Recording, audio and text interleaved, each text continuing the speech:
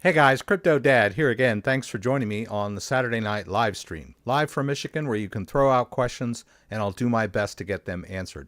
We'll talk about Bitcoin, we'll talk about the news, we'll talk about altcoins. Going to move some crypto around for you guys. And as always, I'll do my very best to get to your questions and see if we can't troubleshoot your problems here live.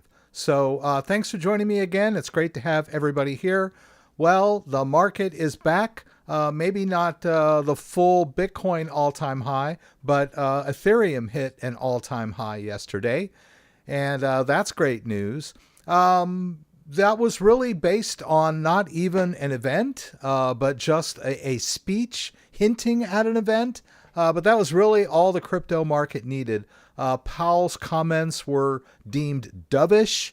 At the meeting yesterday, the Fed meeting, I think that was the one out in Jackson Hole. I'm not sure. Yeah, I think it was. Beautiful place if you've never been to Jackson Hole. But yeah, he made some comments and they were considered dovish.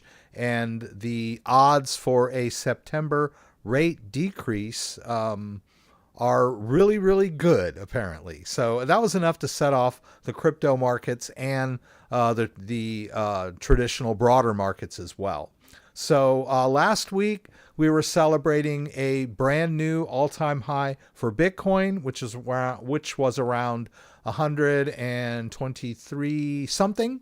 And this week we're celebrating a brand new all-time high, all-time meaning ever, not just yearly, but all-time high for Ethereum. So pretty exciting time to be in crypto. We're going to talk about the news. I've got some stories lined up for you guys. We'll get into that.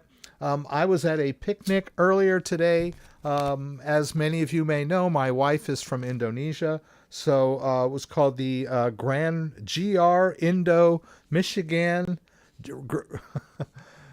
Grand Rapids Indo Michigan get together. Everybody was wearing red and white. Their Independence Day is August 17th, so this was pretty close to that.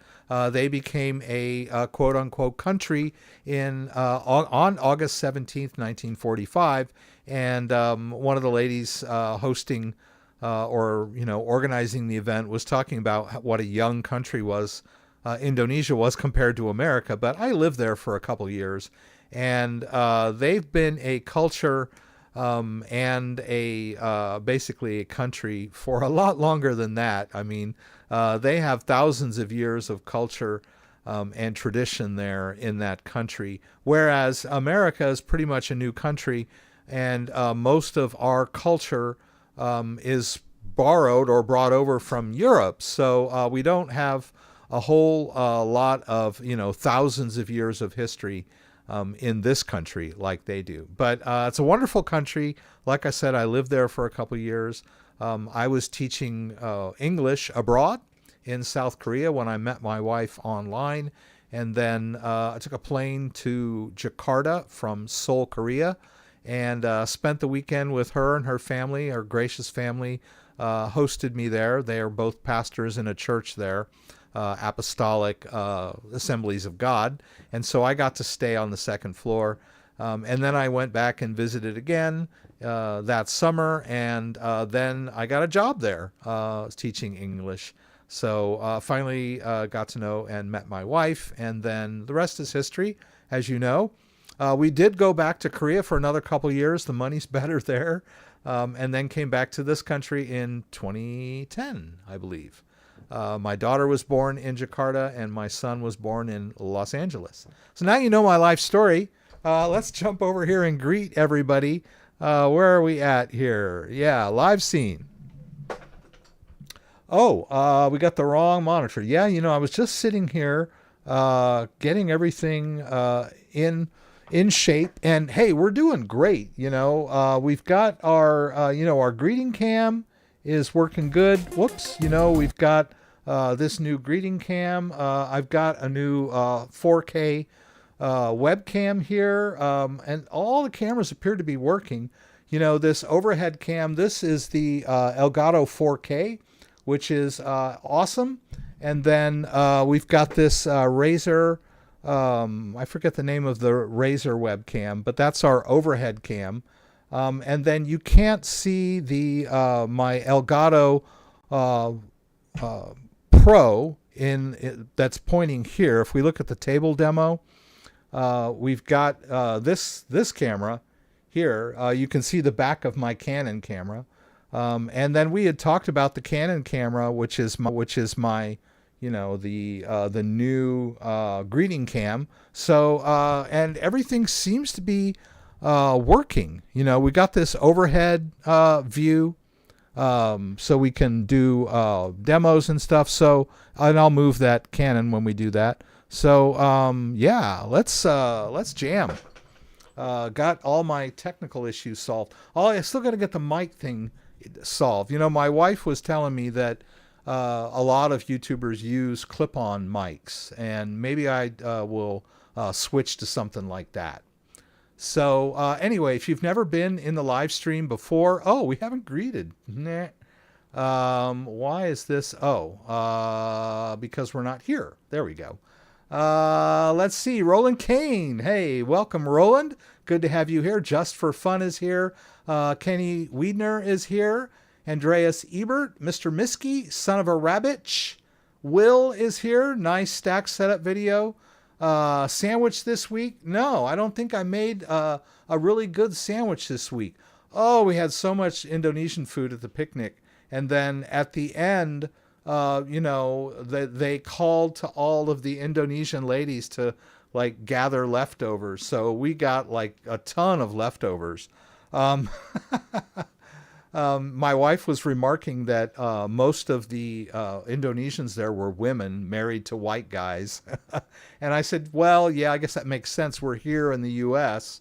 But there were some Indonesian guys there. And my wife was like, yeah, but you can count them on, the fingers of your right hand. But most of them were women. Hey, that's how life is sometimes. Yeah. So like Dusted in Shadow, Simon is here. W is here. Are you a hodler or do you DCA in and out during the cycles? LOL, no financial advice. Just curious what type of crypto investor you are. I'm a long-term crypto holder. That's my view, that I have a lot of cryptos that I consider long-term, like my Bitcoin and my Ethereum. But I do invest in a lot of more risky growth plays. I try to stay out of meme coins and get-rich-quick schemes. That's the greed that'll get you in trouble. So, I do consider my holdings long-term, but I am not averse to selling crypto when I need money in hand. We all have financial emergencies. We all have things we need sometimes. And so I sell crypto when I need money. So I wish I could survive on just what I make doing this. And I've got a bookkeeping job. But, with inflation the way it is, financial struggle, we don't struggle financially. But we do dip into our long-term savings occasionally when the need arises. Yeah, because sometimes you get hit with big financial obligations at times. Let's see. Crypto Mum is here. Hello. I don't think I've seen you in here before. Good to have you. Christopher Tane from Melbourne. Fred McIntyre. Bobby is here. I think I said hello to Bobby. AK Ram Tech. Got my first cold wallet just in time for the fun to begin. Awesome. Amsterdam, Holland. Dave's Dozy. Diesel Kane, good to have you. Wayne, my video is quite jerky. You know what? It's funny. I noticed last week there were some issues with YouTube. And it really wasn't me. I mean, I can see that, I have seen you can see the readouts here as I'm speaking. There was something saying, there was something about my bandwidth, and now it's saying my bit rate is too high. I've struggled with the bit rate, and I've done a lot of research, and the bit rate that I have has been working for a long time, but every now and then YouTube will tell me it's too low or too high or whatever. But last week, after the live stream, I went to watch the live stream, and all it was like the last 15 minutes. And Dan was saying something about the network issues. And then later, I think the next morning, when I went to the live stream, it played from beginning to end. So I don't know what's going on, if it's sunspots or aliens or, God forbid, some problems with YouTube. It was weird. YouTube never goes down. I mean, it's Google. Except once, a couple years ago, YouTube went down in certain areas of the world. But yeah, it's pretty rare that the Google servers have issues. But I don't know. I'm sorry if the video appears jerky to any of you. But it's not me. I have a high-speed internet connection, and I got all these high-speed cameras, so shouldn't be anything on my end. It's just pretty odd. Let's see, if you've never been in the stream before, we've got an overview of things we're going to talk about, points we'll cover, some agenda, some other things I want to talk about. My latest video, as someone mentioned, is a Ledger Stax setup video. It's interesting. I asked Ledger for another Stax. I've got, how many do we have in the household now? I think 3. Now we got 4. I asked for one more, and they sent me another one. I don't know. I thought I had another one too. I don't know what happened to that one. I may have sent it, but I gave one to my wife. I gave one to my daughter, and then I had one. But I asked for another one because I wanted to do an unboxing and setup with one that actually had the recover key in it. And they now they now include a magnet shell cover. So yeah, I mean, I got this cover, and it's a beautiful cover. It's really nice material. Let's see if it'll focus in on. It's kind of like I don't know. It's like cloth material. Is it going to focus on it for me? Maybe not. Maybe it's just too.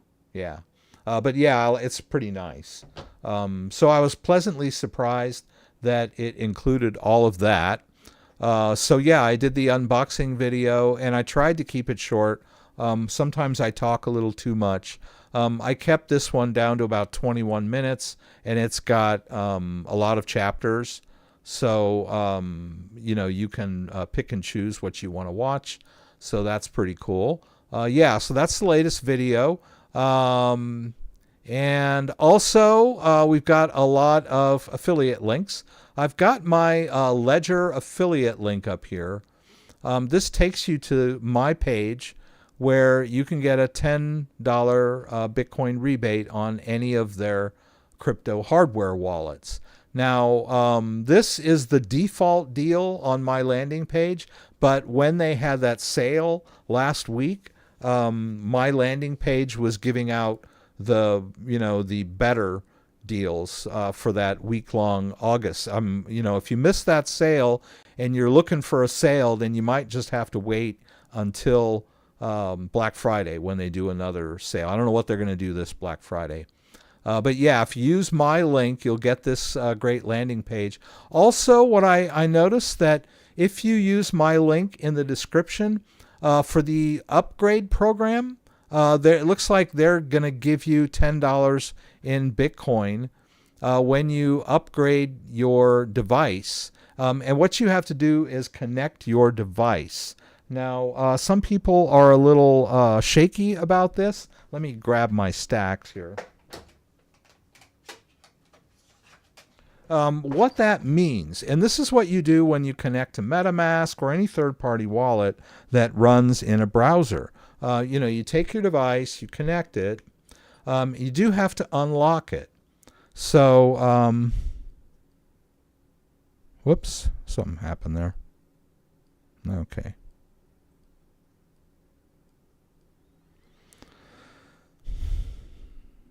Okay.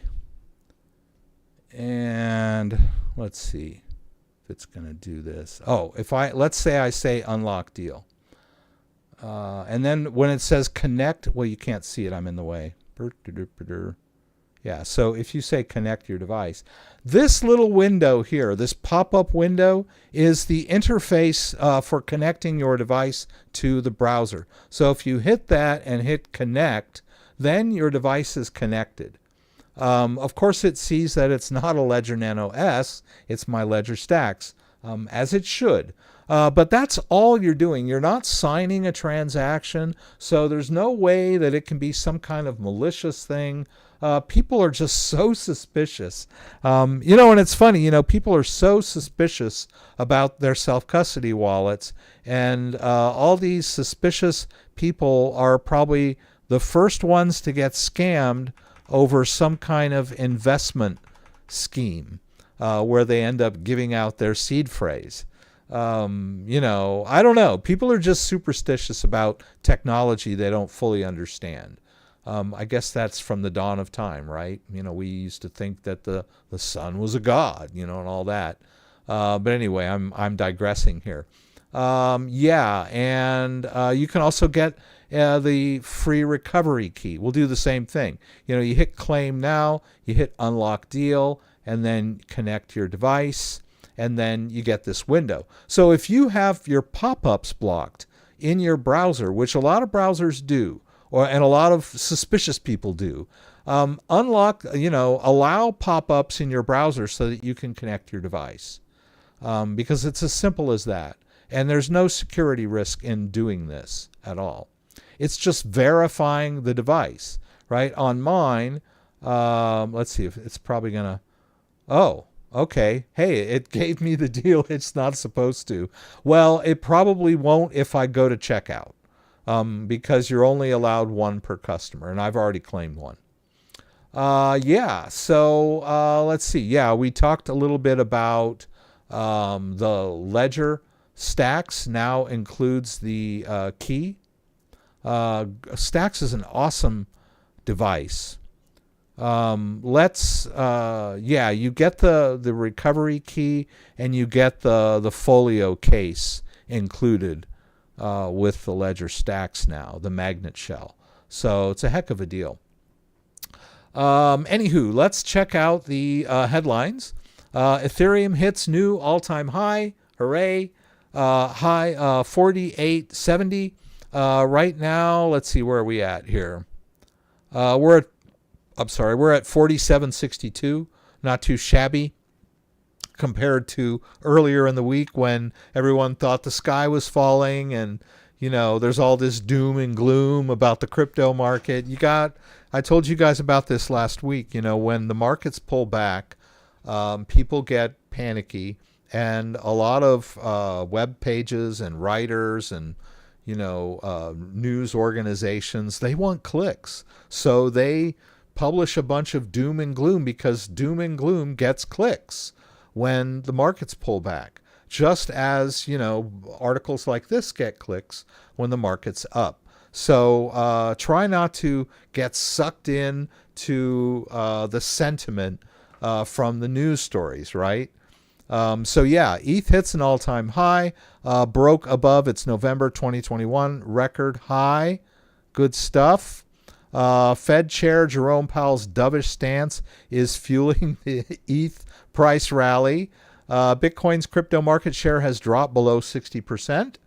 Bitcoin dominance is down below 60%. I'm not sure at what it's at today. Price is up 250% since April. That's amazing. When you think about it, a lot of people, I'm guilty of this too. The idea is that, I don't want to buy Bitcoin. The price is too high right now. Or I don't want to buy Ethereum. The price is too high. I want to buy a really cheap crypto that's like at a penny, that costs around a penny, so I can get a bunch of it. I can get like 5,000 shares of said crypto. But really, it's a percentage game. So even if all you could afford was half an Ethereum back in April of April of this year, then you would have had a return of 250% on that investment. So even if you had taken that let's say Ethereum was 1,600, and so you spent $800 on said risky token. Well, that risky token that you bought that was only worth a penny may have fizzled out completely, right? It was a risky play. Whereas if you had taken that $800 and bought Ethereum, which would have only gotten you 0.5 Ethereum, the percentage would have given you that return. It doesn't really matter how many tokens you buy. It's a percentage game, if I'm making sense, right? Yeah. So, let's jump through the news here. We got a lot to cover.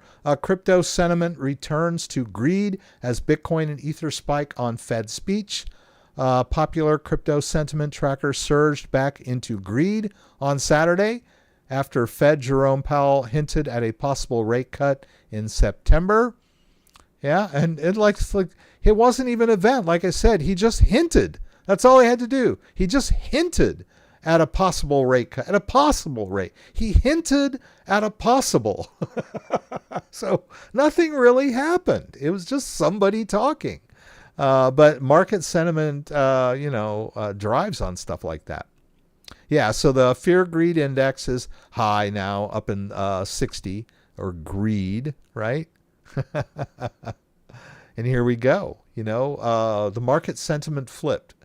Also, this is a story about an IRS crypto boss, Trish Turner, who resigned just 3 months into the role. I kind of went through this article trying to figure out why she resigned. And there's really no indication politically or, why she resigned this post after only 3 months. However, she is joining the industry. She's going to work for Laura, Crypto Tax Girl. Now, this is Trish. This is a picture of Trish. This is Laura. No, that's not going to work. Let's see if it'll go this way. Oh. Well, it didn't even give, but Laura has been on the live stream before. I'm just going to, so famous Laura, the Crypto Tax Girl, has now brought a government official into her outfit. Yeah, so if you got crypto tax issues, Crypto Laura is the go-to crypto expert on doing crypto taxes. A lot of people are concerned about paying their taxes on cryptocurrency, and there has been a lot of talk over, retooling the regulations on paying crypto taxes. Back in Nashville, Bitcoin Nashville in 2024, Robert Kennedy Jr. Said that there shouldn't be any capital gains taxes on swapping between Bitcoin and dollars. And that's really one of the biggest things that people are concerned about, because the way the tax structure is set up now, Bitcoin is a commodity. So if you spend Bitcoin, that's a taxable event. That's a capital gains event. But it's not as scary as you would think. So if you spend some Bitcoin, let's say you spend Bitcoin on an online subscription that's $100 for a year or whatever it is, and they accept Bitcoin. You've only spent $100 worth of your Bitcoin there. And even if that Bitcoin doubled since you bought it, the capital gains tax on that, I'm not a tax expert, but it's not a deal breaker. It's not really about the money so much as it is about the fear and obligation of a tax, the fear of a tax obligation. But if you're using one of these online tax services that can automatically, trace and track your wallets and your exchanges, sometimes it might be a capital loss rather than a capital gain. So it's just a matter of keeping track of it. And you can do that. It's not rocket science. So don't be so scared about, crypto. Every time I talk about, sell a little crypto or do this, and people are always coming in, oh my God, but that's, you get taxed on that. I'm like, so pay your tax. I mean, what's the big deal? You get taxed when you go to work. You get taxed when you buy a candy bar. So pay your tax and move on with your life, But yeah, it would be nice if they didn't consider Bitcoin, at least, a commodity and more of a currency. That would be awesome. So maybe we'll see something like that. I don't know. But that would be great. Yeah, but I've got this article linked down below. I wanted to touch on something that Paul brought up, P. Wizzle, about Monero.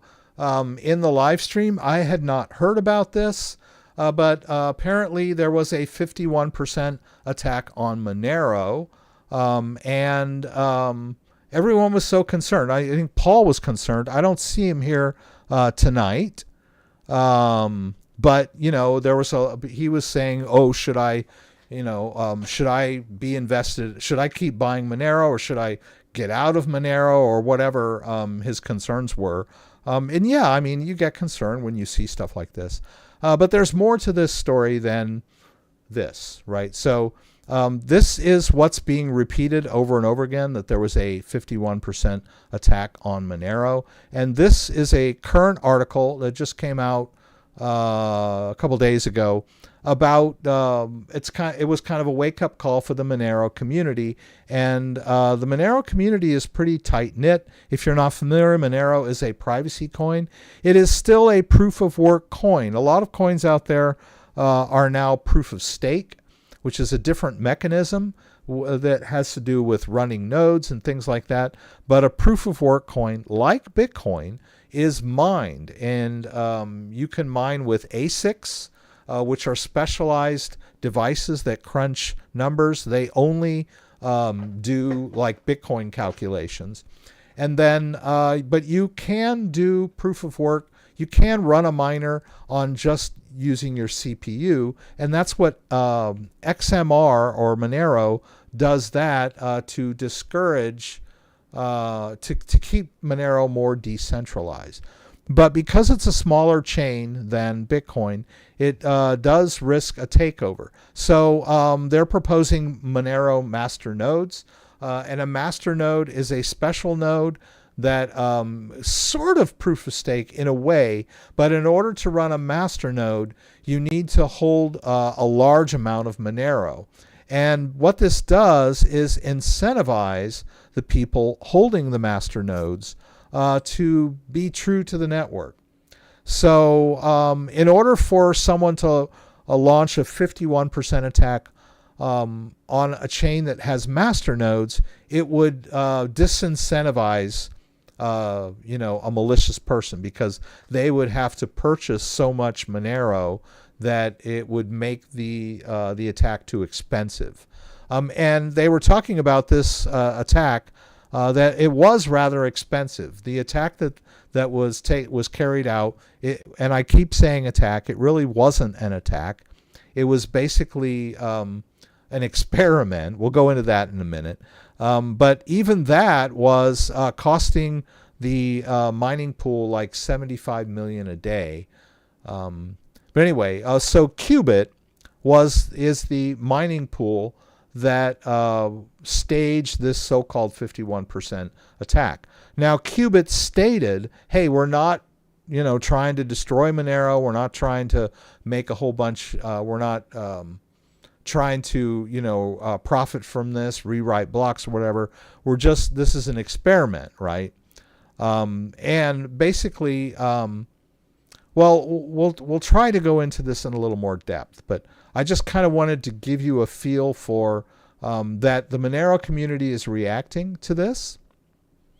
And this Qubit company has their own agenda, right? They're also a token. And so, of course, they're trying to bring attention to their protocol and their token. because they're doing something called selfish mining, which has something to do with holding back rewards so that they gain more mining rewards. And then they orphan a lot of other people's blocks because they're so big. Now, that strategy is not about taking over. That's about just gaming the system to get more rewards. This 51% attack was something over and above that. But this was a story from August 12th. Monero network in turmoil as Cubic claims hash rate dominance. Cubic claimed it achieved 51% control of Monero's hash rate. Let's see, where they talk a little bit about selfish mining. That's their thing. But of course, the claim drew immediate pushback from developers who argued that the reorganization alone does not prove a 51% attack. Now, and I've got an article about that. This is their press release. Cubic made a press release about this, and I believe this was done on August 12th too. And it comes down to, this historic event is a profound wake-up call for the entire crypto industry, fundamentally challenging long-held assumptions about blockchain security.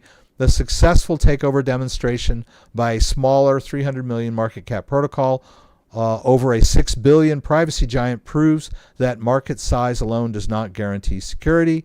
People should care because it wasn't a malicious attack, but a strategic validation of the theory that economic incentives, not just technical prowess, are the ultimate arbiter of power in any proof-of-work system. One of the things that Qubit was doing was trying to attract people to their mining pool by giving outsized rewards. So by attracting more people to their mining pool, they were gaining more hash rate by doing that.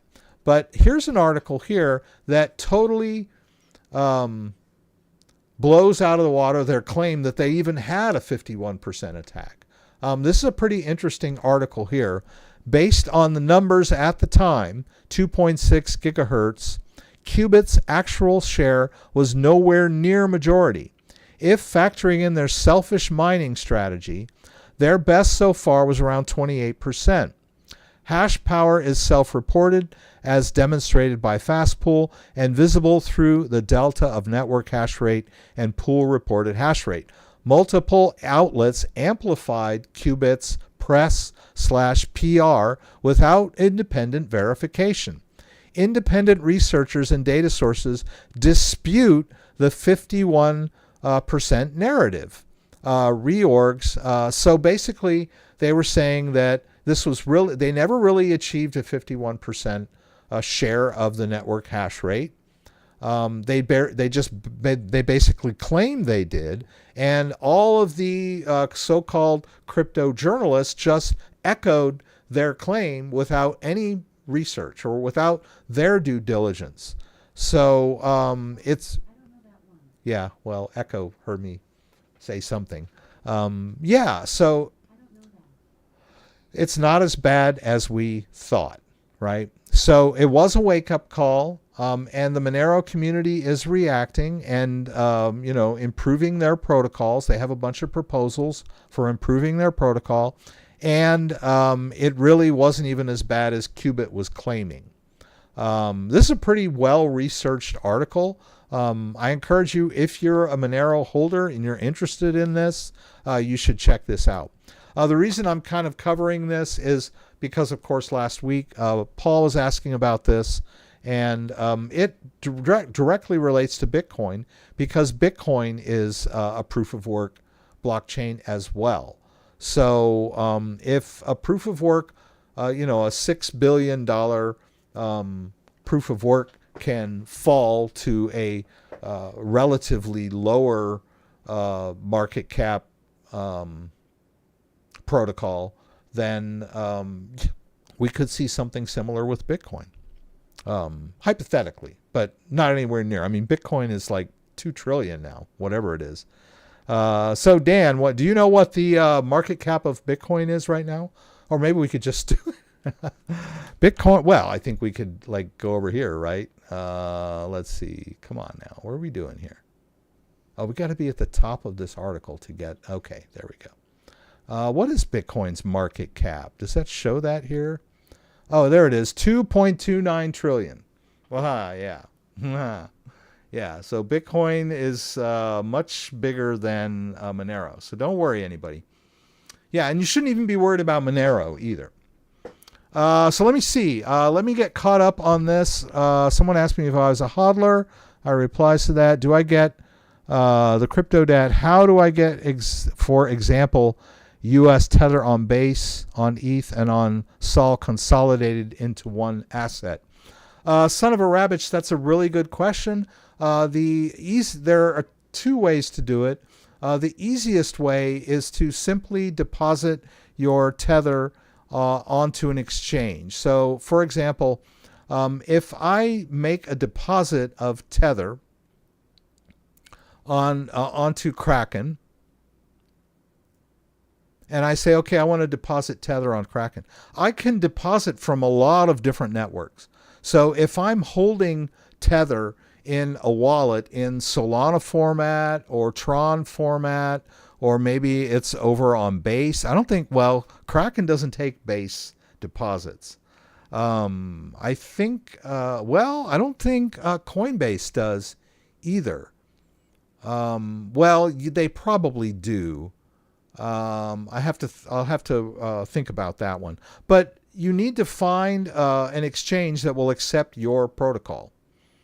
As you can see, Kraken accepts a lot. And I could make several deposits on a bunch of different, using a bunch of different protocols. So if I had some Tether in Base, I could drop it in, well, not Base, but you get what I'm trying to say.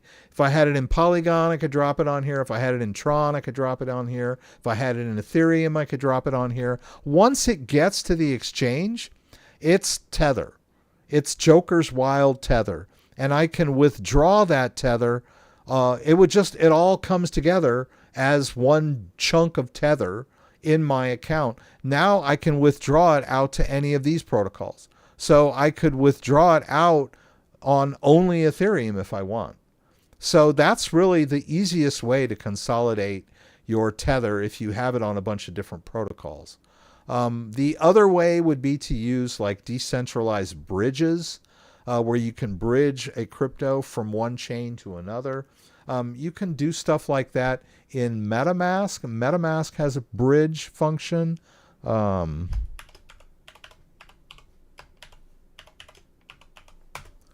was it MetaMask? Oh, I'm thinking of OneKey. But there are bridge protocols, some of them more centralized than others.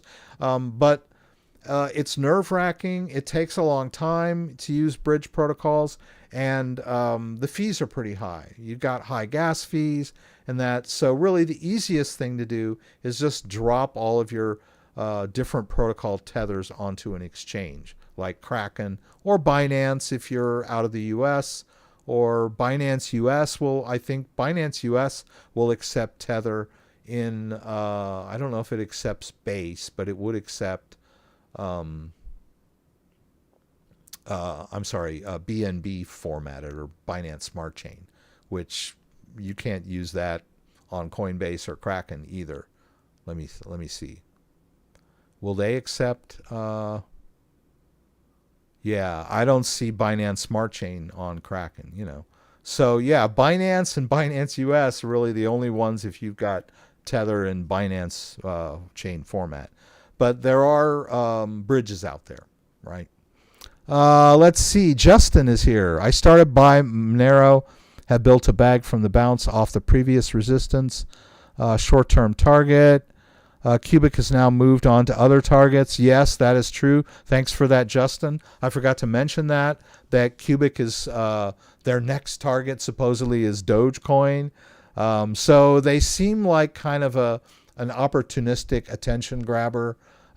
They are, the head of Cubic is the founder of, oh my God, what was the name of that? Anybody? Cubic. co-founder. No, that's not it.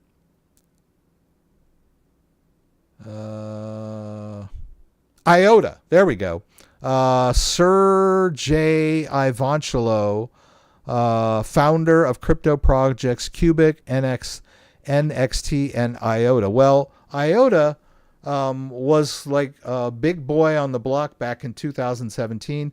I don't see where IOTA's market cap is on. Let's see if we can find it here.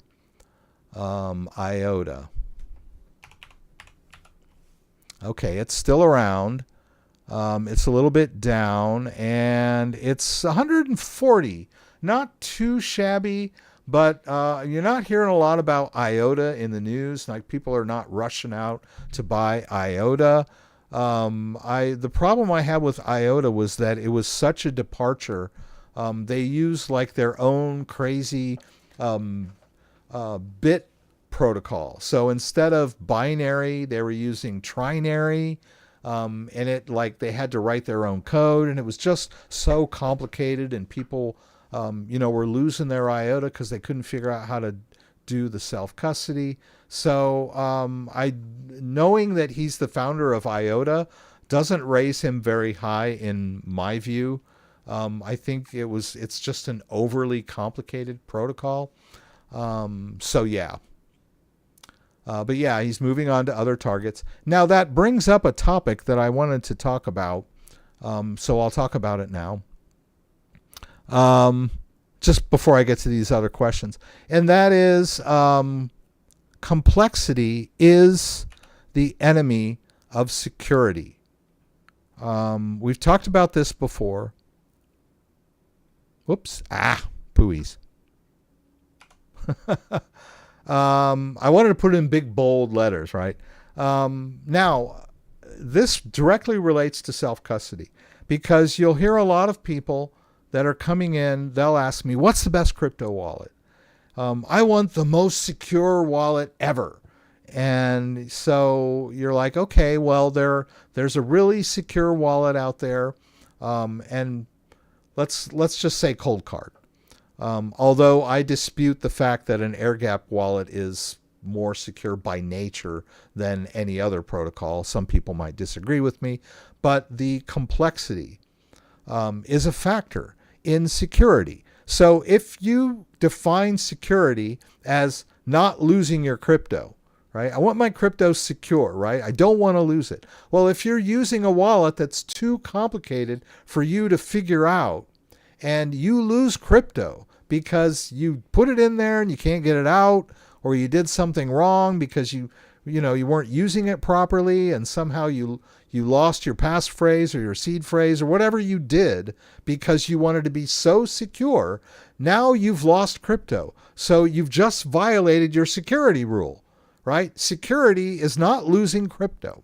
So when I did this video, somebody commented, the Stax is not any more secure than the Nano S Plus or the Stax. And mate, he called me mate. I know there's a lot of people in the UK and just all over the world that use that term mate. I'm not a big fan of being called mate. I always think of it as derogatory when someone calls me mate, but that's just my own thing. But anyway, he said, hey, the Stax isn't any more secure than the Ledger Nano S Plus or the Flex. And I disagreed. And it took me a while to formulate, but then I remembered complexity is the enemy of security. So by the same token, if you look at how easy a wallet is to use, everything else being equal, all right, so we've got a good foundation here. We've got the Ledger Nano S Plus, we've got the Ledger Flex and the X, and the Ledger Stax. They all use the same, the relatively same secure element chip, and they all have the secure screen technology, where the screen is run directly from the secure element chip. So in that respect, they are all equal in that internal security respect. But when you look at ease of use, the easier the device is to use, the more secure it becomes, because you have less chance of losing your crypto. So when we say complexity is the enemy of security, the opposite is true. The easier the wallet is to use, all other things being equal, the more secure it becomes. So, my contention is that the Stax is the most secure of all of these wallets, because trying to use a Ledger Nano with the little 2-button interface is difficult. There's a big learning curve. I'm dealing, not everybody's young and savvy that are into crypto. I've talked to a lot of people that are in their 70s, even their 80s, that are invested in crypto and trying to do self-custody. Trying to use an old Ledger Nano S or even a Ledger Nano X, which is the top of the line Nano, is difficult to use. The interface is difficult to grasp. Even to go in and set the settings or whatever, do a restore, it's difficult. It's just overly complicated in my view. We've moved on from that. We have touchscreen devices now. We've got the Ledger Flex, we've got the Ledger Stax, we've got the Trezor Safe 5 is a touchscreen interface. One Key Pro is a touchscreen interface. So touchscreen is where it's at. So that's my view. The easier the wallet is to use, the more secure it is, right? All other things being equal, we got to have the security foundation on the device. So just because it's easy to use doesn't make it more secure. But on top of a secure platform, the easier it is to use, the better it is. That's my view. More secure. So let's see. Let me catch up with what Hail, Storm, Dreamer, Hold, XRP, HBAR, XLM, Algo, ADA, DAG, added large amount of Friday morning during the flash sale. Yeah, that's a good way of looking at that pullback. How do they attract miners to mine for them?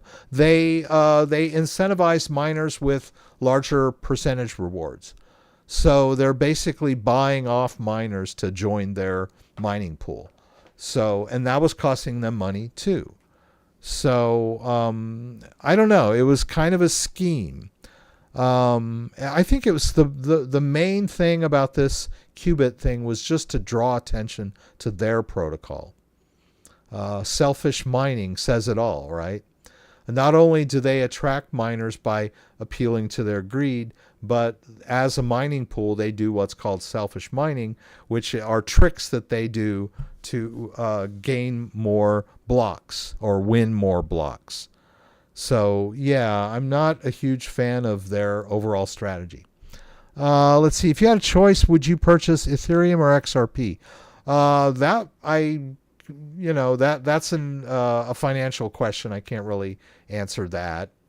I upgraded to a Flex. I put my seed phrase, etc. Ledger shows Bitcoin, but no Ethereum. Ledger is up to date. Not sure what you've done there. You said you put your seed phrase in there. Now, it's complicated. So here's the thing. I get a lot of questions where I'm not really sure what they've done. And a lot of times there's a little bit of terminology confusion. So I'm not really sure what their question is sometimes. But if you have migrated a seed phrase from an older device and you've got the new device, the first thing you have to understand is that you don't have to do anything with your accounts. So if you've got a copy of Ledger Live and it's got, let's say, we've got this Bitcoin account in Ledger Live. Let's just assume that I started this account on a Ledger Nano X, right? And then after my Ledger Nano X wore out, I couldn't read the screen very well, or I just wanted a better interface. I got a Ledger Flex. And then I took my seed phrase from the old device and put it on the new device. Now my Bitcoin Flex can manage this account, right? This account because the Flex and the old Ledger Nano X are mirror copies of each other now, since they both have the same master private key. When you import your seed phrase onto a new device, they now share the master private key, and they will generate the exact same wallets, and they can manage all of the wallets derived from that master private key. So if you had a Bitcoin account in your Ledger Live and you had an Ethereum account in your Ledger Live, they should both still be there. Even if your devices aren't connected, the account should still be in your Ledger Live. So when you say something like, I see my Bitcoin, but I can't see my Ethereum, my question to you would be, why? You had them in there on the old device. Did you delete them and then try to add them? I'm not quite under. When you say I can't see my Ethereum, what do you mean by that? Right? If you can't see your Ethereum, let's say this account is gone, right? What is that? Stax? Okay, it's gone, right? We just removed it. Well, let's see it again. Let's connect our device. Let's go to Add Account. And let's choose Ethereum. And we've got the Ledger Stax connected. And it's going to say, okay. It's going to say, come on, why aren't this camera doing what I want it to do? Allow a secure connection. Okay. Allow my secure connection. And now the next thing it's going to say is, whoops. Doggone it. Sorry, guys. It's going to say open the Ethereum app. So we'll do that. We'll open the Ethereum app, and let's go back here. All right, so now it's searching for Ethereum. There it is. Boom. I found it. I see it now. So maybe all you need to do is just go into Add Accounts and connect the device. Because if your Ethereum was on the old device when you imported the seed phrase, it's still there on the new device. You just have to add the account. So one of the big mistakes that people make when they do that import of their seed phrase onto a new device is somehow think they've got to go into Ledger Live and delete things, or, reset Ledger Live, or, you don't have to do any of that. You've simply replaced one key with another. You've just made a spare key to your car. You don't need to go, paint your car or move your car somewhere else. The car will still start with either key. So you don't have to touch your Ledger Live. Just leave it the way it is and connect your device and start managing. That's it. So I hope that answered your question. But by the way, that was a very good question. You're not alone. That has happened to a lot of people. But I apologize when people say stuff like, I don't see my Ethereum. I'm not sure what they mean. Or they mean that you're not seeing it in Ledger Live. You don't see the app on your device. I know it's a confusing subject, right? Do you use Ledger Stax personally or OneKey Pro? I use them both. You don't have to choose one crypto wallet. I have several, and I use them all. Yeah. Do you need to point to correct ETH address that you used previously? No. All you have to do is connect your device, and it will find the Ethereum account. So just like I did just then, if you had multiple Ethereum accounts, it would have found them all, right? Ledger Live will find the Ethereum accounts that you had set up on your previous device if you've imported your seed phrase. I have a different one over here, but I want to catch up here.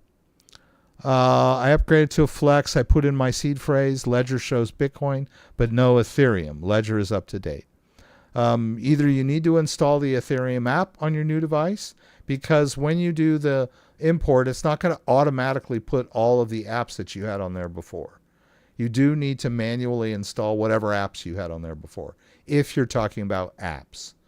And then if the accounts are not showing in Ledger Live, or you've put it on a new computer or whatever, you need to go to Add Account to add the account. You need the app and you need the account. But if you've imported your seed phrase onto a new device, install the app, set up the account based on the device, and your crypto will be there. I mean, it's just that simple. Blockchains don't lie. BSC is a great network for Tether and Tron. Binance Smart Chain, yeah, sure. I can move US Tether from Binance to any exchange with no fees as long as the network is BSC. If the exchange accepts BSC, which Coinbase does not and Kraken does not, but of exchanges out there that accept Binance Smart Chain, yeah, I totally agree with you. It's a great, cheap, fast protocol. IOTA is migrated to rebased a move chain like SUI. IOTA is migrated to rebased a move chain like SUI. Okay, I get it. Thanks for pointing that out. I've heard not one iota about IOTA. I love that. How can I send render to Ledger? The CryptoDad, the video freeze has been happening since you got your new Canon camera. That is the camera that video stops when you were using it. Huh. Okay. So you're saying that when I'm using this camera, things are flaky? That's weird. Because it's a better camera. I don't know. Maybe it's the 4K, but it's not. It's in HD. So are you getting like choppy video? I mean, I don't see choppy video when I record. So when I go into, after I'm done recording and then I play the raw video, it's not choppy at all. So I don't know if the live stream is having trouble processing an HD camera input. That's weird because I have a lot of HD cameras. I've had a lot of HD webcams for many years now. I've been using HD webcams. So I don't know. It's a 4K capture card with HDMI cable. So I'll have to look into that. When I went back and rewatched my live stream last week, I wasn't seeing anything choppy at all. But like I said, there was something weird about the fact that it didn't post the entire video. Also, let me see. I wanted to cover, while we're on the subject here, and there were a few things that I didn't get to, some new features of some of the other crypto hardware wallets. I'll have to do separate videos on those. But Gregory Whelan, who said that he wasn't going to make it here tonight, had a question for me earlier. And his question was, I just bought this new device, and I think he set it up as standalone, and it was a Flex, let's say. And he said, I set up my new Flex, and I want to set it up on a separate computer. So all I see on that other computer is the accounts on my Flex. Okay. And then he said, can I still set it up on my old computer in my old Ledger Live? And my answer to him was, yes, you can. And this is something that I've not talked about before, but in the same sense that you can set up multiple devices within one copy of Ledger Live. So you see here, this account is based on my Flex. This account is based on my Stax. I've got some other devices here. Here I've got a Solana Flex Orange. Doesn't have anything in it right now. I've got a Solana Test Flex. So you can see here that I can manage multiple devices in Ledger Live. It just depends on which device is connected when I set up the account. But by the same token, you can also run multiple copies of Ledger Live based on one device. So I can take my Ledger device and I can set it up on a computer and set up the accounts, and then I could take that same device and go over to a different computer and install a clean copy of Ledger Live on that new computer, and by connecting my device, do the add account, I'll be looking at the exact same accounts. So we all kind of get that. But his question was, hey, I've already got an existing copy of Ledger Live, and it's based on some of my other devices. Can I add the accounts from my new Ledger Stax into that? And yes, you can. You can just go over to your existing Ledger Live, hit add account, connect your new device, and then you'll be able to manage all of the accounts that you set up on your new computer that are just based on that one device. And you can look at all of the accounts of all of your devices on a different computer, because you can set up accounts in any copy of Ledger Live simply by connecting the device. So the security is you have to know the PIN. So it's not like, somebody else could grab my device and go set it up on their computer, because they don't know the PIN to my device. And you only get 3 tries before the device resets. But I could take my device and go to every computer in my house and set up the accounts based on, any crypto accounts I've created and managed on that device. Or I could just do one. I could say, hey guys, I got, the Bitcoin that I bought and have stored in this device is the family, long-term treasury. So I want you guys to be able to see it. So even though I have Bitcoin, Ethereum, and Solana, and a bunch of other coins on that device that I'm managing in my Ledger Live, I can go to everybody else's computer in the house and they have a copy of Ledger Live and just let them see the Bitcoin account and say, okay, you guys can look at this Bitcoin account so you can see how much our treasury is worth. Now that's kind of an odd scenario. Most people are kind of, private and flaky about their crypto holdings, but that's one scenario that we could look at. But I'm just trying to get the point across that, in the same sense that one copy of Ledger Live can manage multiple devices, one device can manage multiple copies of Ledger Live. They can have all of the accounts or some of the accounts. That's how powerful and flexible a Ledger device is when it comes to managing the crypto. The device holds apps that have the private key of the wallet on there, but they also have the power and flexibility to export the public information as long as you have access to the device, as long as you know the PIN. You can go around I could go to every computer in town, connect my device and set up my accounts in Ledger Live on, and no one could do anything if they, if it was, I could do it at the library, but probably not the library because they won't let you install software. But just the scenario might be, hey, I've just gone over to so-and-so's computer, installed Ledger Live and put my Bitcoin account on there, and they can see my Bitcoin account. They can say, oh, Rex bought some more Bitcoin today.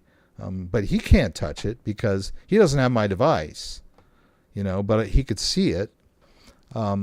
Although I wouldn't do that. I'm just saying you could if you wanted to. You could say, hey, Dad, you want to check out my Bitcoin? I'll install a copy of Ledger Live on your computer. I'll connect my device. I'll add the Bitcoin account. And now you can monitor my Bitcoin. And then, when Bitcoin goes up, you can call me and say, hey, son, I see your Bitcoin is worth like 20 grand now. I'm like, yeah, it's pretty good, So, it's pretty flexible. Oh, so it was doing that. Okay. Wow. Okay. That sucks. I guess I'll have to, talking about the screen freezing on that camera. I'm going to have to check into that and why it's doing that. That sucks. Gee, and I thought my life was perfect now. And now you guys are throwing a wet blanket over my glory. But yeah, I'll figure out what it is and trying to fix it. Why that's happening, because that does suck. I don't know what's going on with that. So apologize for that situation. So that means when I'm doing my intros, it's like jerky, huh? Okay, yeah, and then I'll watch the live stream when I'm done here. My assumption is that it's gonna look fine, but it might not. Yeah, if it does it in the replays, I'll be really concerned. But I think it's probably a live thing. Anyhow, I want to thank everyone for being here tonight. Let's see, I want to thank Kenny for the news and for being here early. I saw Dan in and out a little bit from the stream. Thank you, Dan, for being here. Dan's unpredictable. He's got multiple accounts. He has an account where he's a moderator, but sometimes he logs in on his other accounts. But I see that he's here. Thank you for being here, Dan. Thank you, everyone that joined and commented. Alina Herring and her dad are here, it looks like. Thank you for being here. Thank you, everybody, for asking questions. I hope I got your questions answered. If I did not, please shoot me an email. So if you go into my description of this live stream down here at the bottom under the news stories, we've got some ways to connect to me. That's my email. Shoot me an email if you had a burning question and I didn't get it answered to your satisfaction. I'm a little behind this week on emails. Sometimes I'll reply right away. Sometimes they kind of gather up in my queue, and then I'll knock them all out. I usually will do that on Saturday before the live stream, but we were at that picnic. But I will respond to you if you shoot me an email. And I am happy to answer email questions for free. I do one-on-one consulting. I charge for that, but a lot of people, I can solve your problem with a few email exchanges. So please shoot me an email if you have a question and you think I might be able to answer it. I would appreciate it. Let's see. We're going to do this thing. I think this camera's set up right. Yeah. So thank you guys for being here. I really appreciate it. We'll do this again next Saturday, 6 p.m. Eastern Standard Time. Join me again for the live stream from Michigan, where you can throw out questions and I'll do my best to get them answered. I hope to see you again then. Also, if you like this video, give it a thumbs up. If you'd like to subscribe to the channel, I would appreciate it. When you subscribe, there's a little bell that you can click that will allow you to be alerted whenever I post new content. Once again, thanks for joining me and hope to see you again soon. Check out my channel. I've got a lot of trying to add videos. Oh, Alina was 10 minutes late and coming to your live stream, so I probably missed a few of the introductions, but I do want to say another enjoyable show, and more importantly is I had no issues. Thank you, Alina, or Alina's dad. How is Alina doing, Alina's dad? I think we've exchanged emails, so she seems like a very sharp girl, and I wish her the best. I spent some time with my kids. I've got a 16-year-old and a 12-year-old, and I just couldn't be more proud of both of them. So it's great that Alina is into crypto. And I don't know if she pulled you in or you pulled her in, but that's pretty amazing story. So anyway, good night, everybody, and I will see you next week. And check out some videos. I'm going to be posting some this week.